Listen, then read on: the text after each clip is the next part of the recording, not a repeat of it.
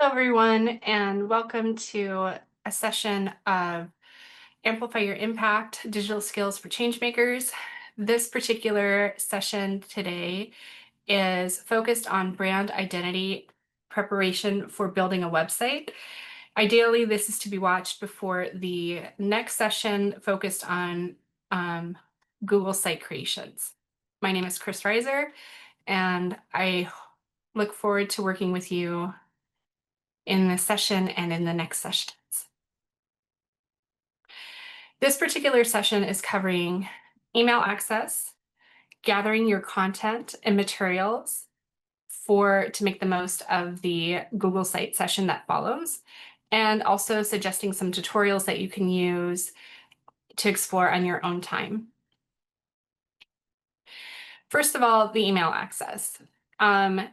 You can use your future.edu email. That is a Google platform. Additionally, you can also use your own Gmail account, your own personal one. As alumni and students, you have access to your future.edu email. And one of the benefits is that you will have, through that email access, you will have direct access to templates that have been created for this particular tutorial. So ideally, if you don't have access to this particular email, don't worry, you can contact myself or Paula, and we will help you regain access to this email. So please go ahead and send us an email and we will help get you set up. So next, we're going to discover some things that you need to consider. And we need you to have some time to go through all of these preparation before the Google site tutorial. So first of all, you need to think about the audience that you're going to be working with and who's going to be accessing your website. Is it going to be used for donor relations? Do you need to list this website as part of your identity in a grant application? Will you also be using this for interaction with the community that you are working with? Will you be using it as a way to interact with the different people that have interest outside of your community, the network that you plan on engaging with? So think about the audience, because all of these audiences come together and they need to balance in the site that you create. And so you need to think about what each one of them need to see on your website and balance those things in what the final product of the site will be. Also, you should have a logo that is scalable, and it should be clear at 2.5 centimeters, which is about an inch by inch if you use the imperial system. And this means that you have a vector image that will stay clear and true depending on how it's changed in size. And so this is a good rule of thumb or consideration when you make your logo, that you don't want to have, it still has to be completely understandable at a very small size as it is at a larger size. You can make multiple versions of a logo. That's up to you. And so you can have one that's clear at a small size, or you could have one and have other ones that are more intricate that you are going to be using in a larger size. Those are all things for you to think about if you want to have one or two logos, or how you want to work with that. Color palette. So you also need to think about the identity of your organization and what colors you would like to use on a consistent basis for the identity of that organization. A way to help you with that, think about the colors that you would like or reflect your organization, and you can go to, I have here a website, canva.com, color/color palettes, and I'm going to show you that right here. And you can go through, and they have 99 different pages of color palettes.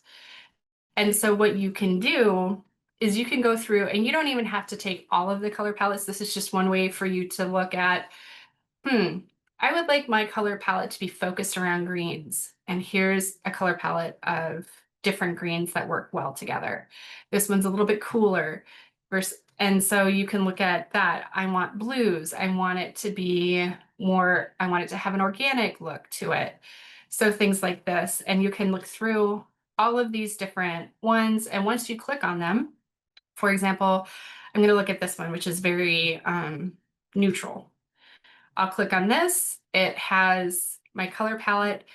And what you want to do is you want to capture these codes down here, because these are the codes that you're going to be using going forward to reference this specific color. So because this code, when you put it in to a system um, in Canva or in another system, it means that you are always going to get this exact color. Not a variation, not a slight difference. It will be this exact color no matter what. And so go through and take some time, and maybe you see this one, oh, but it's not exactly what you want. You can go ahead and continue to look and find ones that might be helpful for you. So this can take some time. It's a fun part of the process, or at least I think it is. So you want to go ahead and select colors and make sure that you get those codes specific to those colors. And I would limit yourself to, in the Google sites, you need a minimum of 3, or you're only going to be able to use 3 in the application of the site theme. But I wouldn't go more than 5, because that in Canva they give you a 4 option. So you can go through and look at those and collect which colors you would like. Next, we have 18 high quality photos. So, and these are depending on the identity that you want to use for your organization and website. If you want it focused on people, on a place, on a particular community, a particular action. So it should be a mix of different things that you can use in different ways. And then also you will need to have icons for website usage. And those you can make in Canva, as I had discussed in the Canva session. There's ways that you can create icons instead of having pictures. If you're still building your picture portfolio that you want to use for your website and for your organization, a good way around that is finding icons and visual imaging that aren't attached to a photo. So those are things that you want to consider beforehand. Like if you want to have an icon for, say, donor relations or your different values, all of those could be possibilities of different things that you may develop an icon for. Additionally, there's a lot of text materials and content that you'll need to have for your website. You'll have to have your mission statement, an introductory paragraph, vision and values.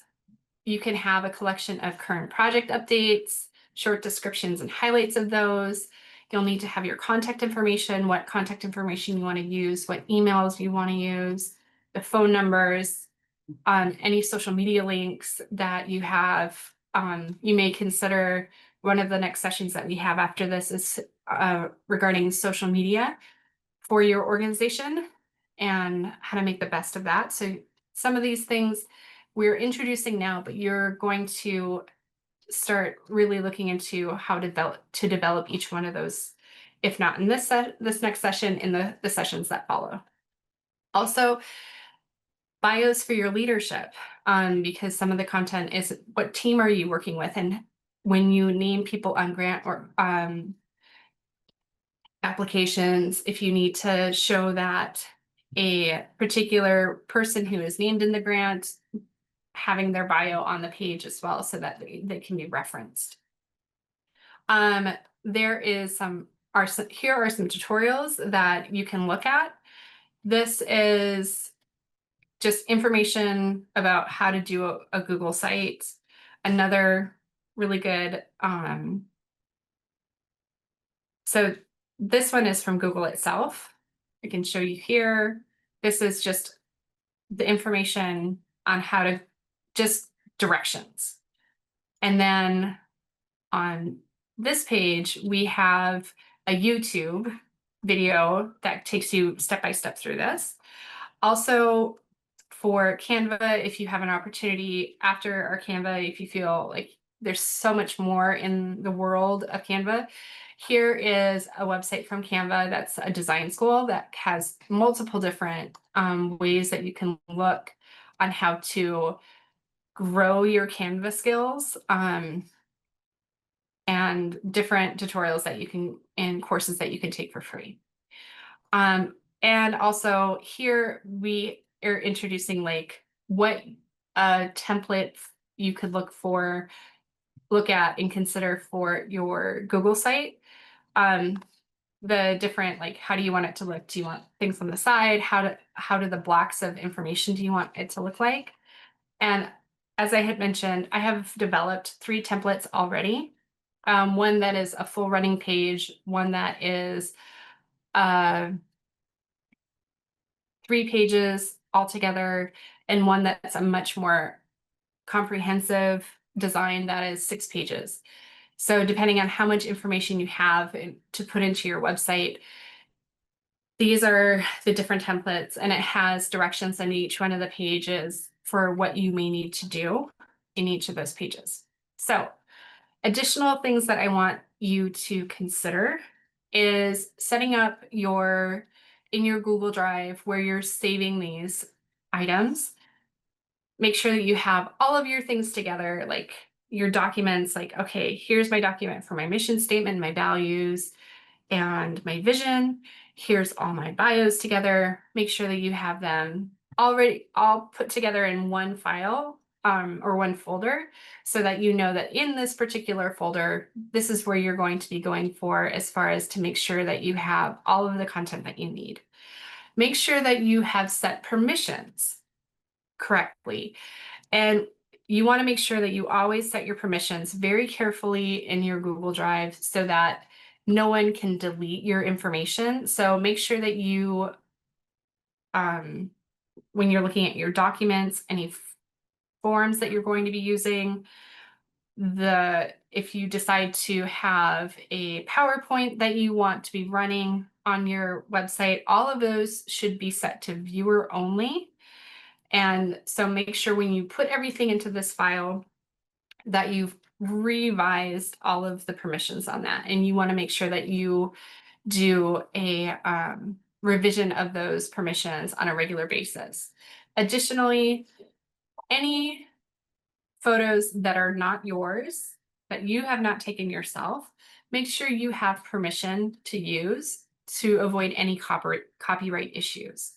So that's another reminder on that. And then here on the time estimate, this can take some time. This is the reason why we wanted to introduce all of this before you got into the Google site session, because it will take some time to prepare all of these things. The reflection that you need to have about who's going to be the audience of your website. Are they going to be using it primarily on a mobile phone? Will they be using it on a computer or a laptop? So when you're thinking about your design, also think about the primary audience. Are they going to have a strong internet connection?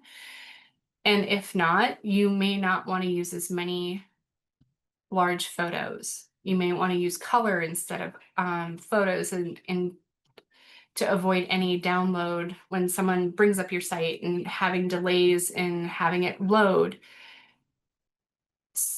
Because if you have a slower speed, photos take a long time to load.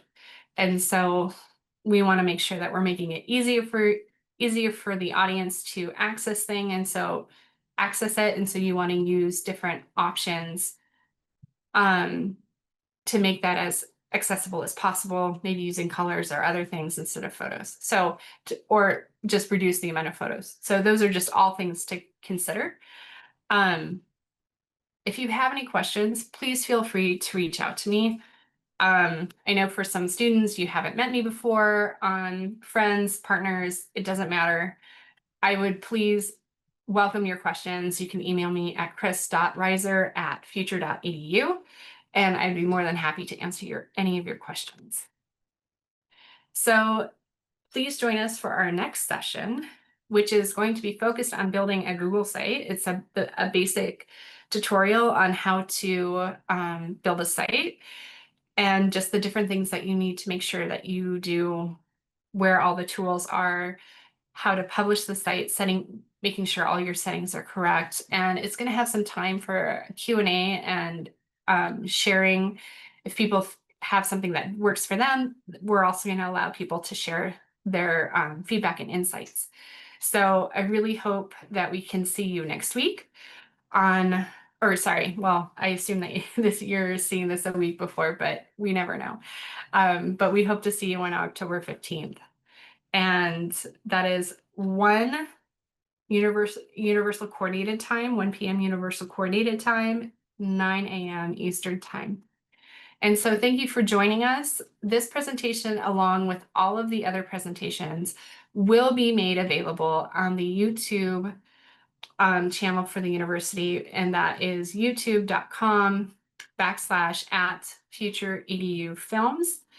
And we will have surveys in each of the sessions to see what you would, so we can get your feedback on what additional possibilities we may do in the future.